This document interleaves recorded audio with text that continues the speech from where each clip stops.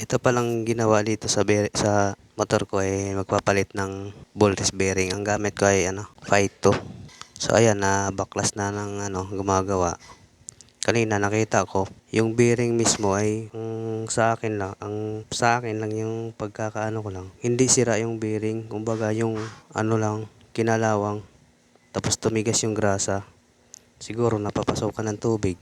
Yun, kaya kung masipag lang kayo, kung may kabig na yung or lagotok na yung motor nyo, kung masipag lang kayo magbaklas ng bearings nyo ay linisan nyo lang tapos sa isa nyo lang yung bola, yung bilog ng ng bearing tapos degreaser, linis lang tapos lagyan nyo na ng isang damakmak na grasa. Siguro palagay ko okay na yun.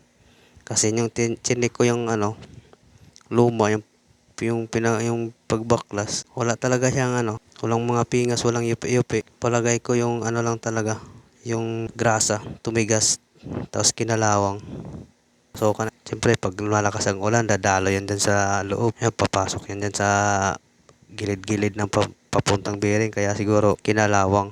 Sa susunod, kung gaganit ulit kaya lalagotok, lilinisan lang tapos palit grasa. Kasi ito ngayon yan binabalik na.